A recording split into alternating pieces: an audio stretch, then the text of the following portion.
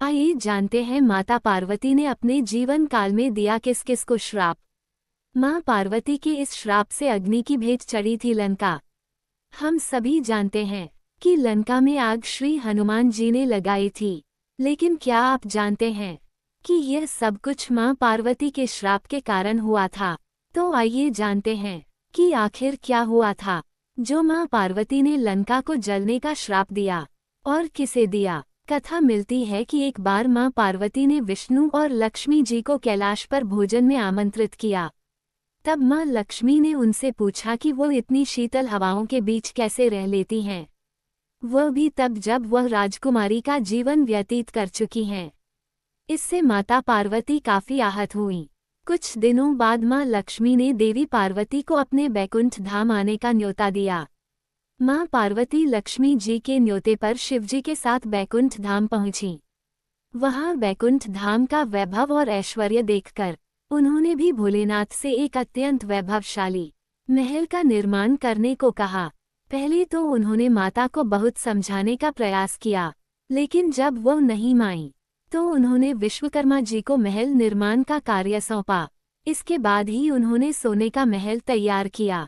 सोने का महल जब तैयार हुआ तो माता पार्वती ने सभी देवी देवताओं को आमंत्रित किया। महल की वस्तु प्रतिष्ठा की पूजा के लिए रावण के पिता ऋषि विश्रवा, जो कि अत्यंत विद्वान थे, उन्हें बुलाया गया। महल की चकाचौंध देखकर ऋषि विश्रवा का मन डोल गया और उन्होंने भगवान शिव से उसे दान में मांग लिया। शिव ने भी उन्हें निराश नहीं किया और महल को दान स्वरूप भेंट कर दिया। माता पार्वती को इससे भारी दुख हुआ और उन्होंने ऋषि विश्रवा को दान में लिए गए महल को जलने का श्राप दे दिया। उनके श्राप का ही प्रताप था कि हनुमान जी ने सोने की लंका को जलाकर भस्म कर दिया था। माता पार्वती ने समुद्र को श्राप क्यों दिया? समुद्र का पानी होता मीठा, माता पार्वती के इस श्राप के कारण हो गया खारा। जाने रोचक कहानी। हिंदू पौराणिक कथाओं में समुद्र के पानी के खारा या नमकीन होने के पीछे एक कहानी जुड़ी हुई है, जो माता पार्वती के क्रोध से जुड़ी है। कहते हैं समुद्र का पानी होता मीठा होता यदि मां पार्वती ने श्राप न दिया होता। आइए जानते हैं ये रोचक कहानी। धरती का लगभग 70% हिस्सा समुद्रों और महासागरों से ढका हुआ है। यह एक बहुत बड़ी मात्रा है। ये भी सच है कि समुद्र का पानी खारा होता है, उसे कोई गलती से भी नहीं पी सकता, इसे पीना हानिकारक होता है। सागर के पानी के खारा होने के वैज्ञानिक कारण चाहे जो हों, हिंदू धर्मग्रंथों और पुराणों में इसका कारण माता पार्वती का श्राप बताया जाता है, जो उन्होंने समुद्र को दिया था। आइए जानते हैं समुद्र के जल के खारा होने से जुड़ी यह रोचक पौराणिक कथा क्या है। देवी सती का पुनर्जन्म। समुद्र के जल का खारा होने का प्रसंग शिव पुराण में वर्णित है। वाकई में एक बेहद ही रोचक कहानी है, जिसमें ये बताया गया है कि माता पार्वती ने समुद्र को श्राप दिया था। इस पुराण के अनुसार माता सती ने अगले जन्म में पर्वतराज हिमालय के यहाँ जन्म लिया था। उनका नाम पार्वती रखा गया, जो सुंदरता की हद से भी अधिक सुंदर, बुद्धिमान और निर्भीक थी। बड़े होने पर माता पार्वती ने भगवान शिव को पति के रूप में पाने के लिए घोर तपस्या की। उनका नाम पड़ा अपर्णा। जब माता गहन तपस्या में लीन थीं, तो पहले उन्होंने अन्न का त्याग कर दिया और फलाहार पर रहने लगी। फिर फल का त्याग किया और वृक्ष के पत्तों यानी पर्ण को आहार बनाया। इसके बाद मां पार्वती ने पेड़ के पत्ते भी खाने छोड़ दिया। इस कारण से उनका नाम अपर्णा भी है। निखरता गया मां पार्वती का रूप। कहते हैं कि जैसे जैसे मां पार्वती का व्रत और तपस्या कठिन होती गई, वैसे वैसे उनकी आभा, सौंदर्य और रूप लावण्य में वृद्धि होती गई। संयोगवश एक दिन समुद्र की नजर मां पार्वती पर पड़ी। उनके तेज और रूप को देखकर समुद्र उन पर मोहित हो गया। वो उनकी तपस्या खत्म होने का इंतजार करने लगा। समुद्र ने रखा ये प्रस्ताव। जब माता पार्वती की तपस्या पूरी हुई, तो समुद्र ने अपना परिचय देते हुए कहा, हे देवी, मैं समुद्र हूँ। आपका सौंदर्य और रूप लावण्य तीनों लोकों में अद्भुत है। आप अद्वितीय सुंदरी हैं। मैं आप पर मोहित हूँ और आपसे विवाह करना चाहता हूँ। माता पार्वती ने बड़ी विनम्रता से समुद्र का प्रस्ताव ये कहकर ठुकरा दिया, हे देव, मैं भगवान शिव से प्रेम करती हूँ और उन्हें अपना पति मान चुकी हूँ। माता पार्वती को लुभाने के लिए कही ये बात। माता पार्वती का इनकार करना समुद्र को अपना अपमान लगा। समुद्र ने कहा, हे देवी, मैं अपने मीठे पानी से मनुष्य की प्यास बुझाता हूँ, लेकिन शिव के पास क्या है? समुद्र ने अपने तारीफ में कहा कि मैं लाखों जलीय जीव का पालन पोषण करता हूँ, मोती और ढेर सारे कीमती रत्न देता हूँ। समुद्र ने कर दी ये गलती। अपनी प्रशंसा करते करते समुद्र देव ने भगवान शिव को बुरा भला बोलना शुरू कर दिया। समुद्र ने उनके लिए कई अपशब्द निकाले और कहा, हे देवी, आप वन पर्वत में भटकने वाले के साथ जीवन कैसे बिताएंगी? वो तो शमशानवासी है, धुनी रमाता है, भस्म लपेटता है, उसके पास क्या है? मां पार्वती ने इस कारण दिया समुद्र को श्राप। भगवान शिव के बारे में ऐसे अपशब्द सुनकर माता पार्वती बिल्कुल सहन नहीं हुआ। वे क्रोधित हो उठी और समुद्र को श्राप दिया, हे समुद्र, तुमने अपनी जिस विशालता और पानी का बखान किया वह उत्तम है, लेकिन तुमने मेरे मन मंदिर के देवता का अपमान कर अपनी सीमा लंघ दी है।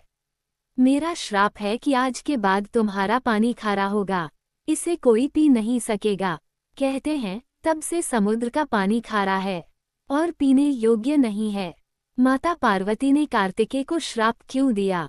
माता पार्वती ने भगवान शिव, विष्णु, नारद, कार्तिकेय और रावण को श्राप दिया था। इस प्रसंग का उल्लेख वामन पुराण में मिलता है। कहते हैं कि एक बार शिव जी ने माता पार्वती से द्युत चौस यानी जुआ खेलने की इच्छा प्रकट की थी। खेल में भगवान शंकर अपना सब कुछ हार गए। हारने के बाद भोलेनाथ अपनी लीला को रचते हुए पत्तों के वस्त्र पहनकर गंगा के तट पर चले गए। कार्तिकेय जी को जब सारी बात पता चली तो वह माता पार्वती से समस्त वस्तुएं वापस लेने आए तथा कार्तिकेय शंकर जी का सारा सामान लेकर वापस चले गए। इधर पार्वती भी परेशान थीं कि सारा सामान भी गया तथा पति भी दूर हो गए। पार्वती जी ने अपनी व्यथा अपने प्रिय पुत्र गणेश को बताई तो मात्र भक्त गणेश जी स्वयं खेल खेलने शंकर भगवान के पास पहुँचे।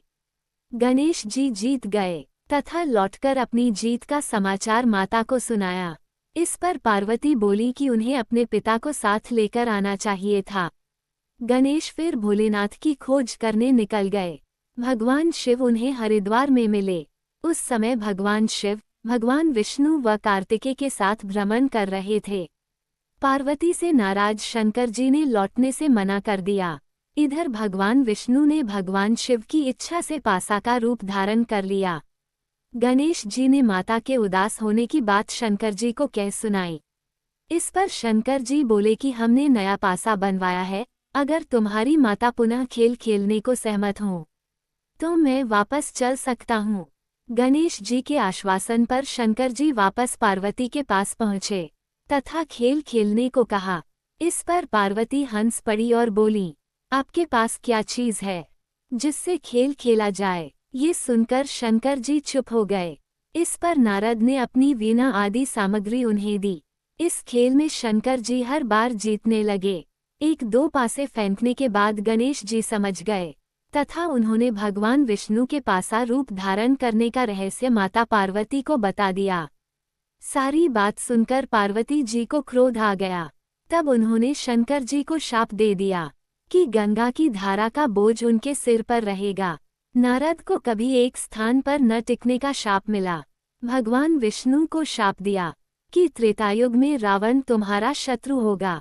कार्तिकेय को भी माता पार्वती ने हमेशा बाल्यावस्था में रहने का शाप दे दिया। जानिए आखिर क्यों भगवान शिव जी को माता पार्वती ने दिया था श्राप। महादेव शिव और माता पार्वती का बंधन सबसे अनोखा माना जाता है। देवी पार्वती ने सदियों प्रतीक्षा और कठोर तप के बाद फाल्गुन माह के कृष्ण पक्ष की चतुर्दशी के दिन शिव को पति के रूप में पाया था। शिव और माता पार्वती के प्रेम के बारे में तो हर कोई जानते हैं, लेकिन क्यों आप जानती हैं कि एक बार भोलेनाथ को माता पार्वती के क्रोध का शिकार होना पड़ा था? सिर्फ यही नहीं, देवी पार्वती ने क्रोध की आग में भोलेनाथ को ही श्राप दे दिया। आइए हम आपको बताते हैं कि आखिर क्यों माता पार्वती ने शिव को श्राप दिया था। पौराणिक कथाओं के अनुसार एक बार देवी पार्वती ने महादेव के समक्ष चौसा खेलने की इच्छा प्रकट की थी और भोलेनाथ ने देवी के इस प्रस्ताव को स्वीकार कर लिया। चौसा का खेल शुरू हुआ और हर चाल में माता पार्वती ने शिव जी को हराया। खेल में भगवान शिव सब कुछ पार्वती जी से हारने के बाद पत्तों के वस्त्र पहनकर गंगा के तट पर चले गए। यह बातें जब कार्तिकेय जी को पता चली तो वह माता पार्वती से समस्त वस्तुएं वापस लेने पहुंच गए, लेकिन देवी ने खेल के नियम अनुसार वस्तुएं देने से इनकार कर दिया। फिर देवी पार्वती और कार्तिकेय जी के बीच खेल शुरू हुआ, जिसमें माता हार गई। इसके बाद गणपति जी ने भी चौसा के खेल में पिता शिव को हरा दिया।